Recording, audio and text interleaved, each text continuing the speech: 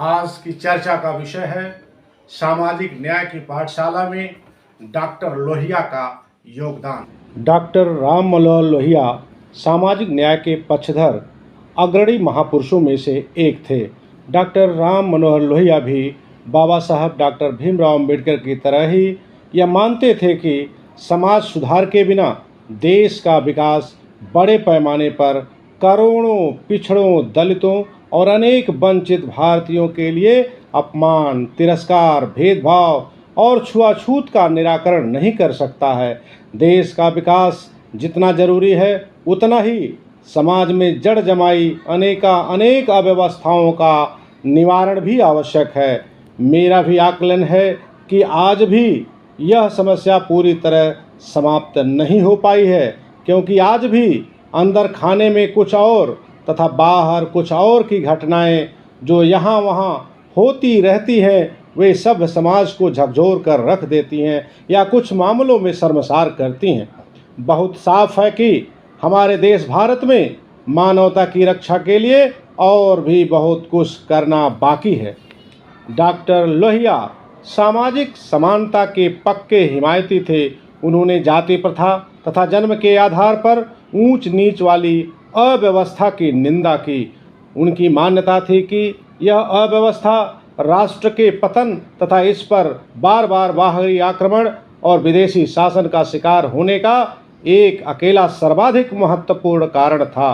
उन्होंने सदियों से दबाए एवं शोषित किए गए दलित व पिछड़े वर्ग को ज़्यादा अधिकार देने की बात करी। उन्होंने समाजवाद को समतामूलक समाज की स्थापना की व्यवस्था के लिए ही प्रायोजित किया, ताकि भारत के सामाजिक अव्यवस्था के बुनियादी ढांचे में आमूलचूल परिवर्तन की राह आसान हो सके, और आजीवन उसके लिए प्रयास किया। उनका चिंतन आज की कई समस्याओं का हल सुझा सकती है और उनके आधार पर भावी भारत के कई सुनहरे सपनों को पूरा भी किया जा सकता है। डॉक्टर लोहिया के दृष्टिकोण में समतामूलक सिद्धांतों पर आधारित समाजवाद और लोकतंत्र एक दूसरे के बिना अधूरे तथा बेमतलब हैं, यानी बेमानी हैं। उन्होंने इन सब के निवारण का भरसक प्रयास किया। इसका सबसे बड़ा उदाहरण यह है कि उन्होंने जाति तोड़ो समाज जोड़ो आंदोलन भी चलाया।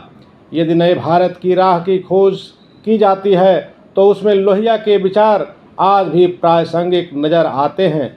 मैं चंद्रशेखर पटेल बड़ी गंभीरता से सोचता हूं कि डॉक्टर लोहिया के जाति तोड़ो समाज जोड़ो के उज्जवल विचार को साकार करने के क्रम में पहले यदि हम जाति जोड़ो समाज जोड़ो के लिए निकल पड़े तो इसके द्वारा उत्पन्न सहिष्णुता 20-25 वर्षों में ही दूसरे चरण यानी सेकंड फेज में पहुंच जाएगी और लोहिया जी के जाति तोड़ो समाज जोड़ो की पृष्ठभूमि तैयार हो जाएगी, जिसके आंगन में समतामूलक समाज पनपने से कोई रोक नहीं सकता।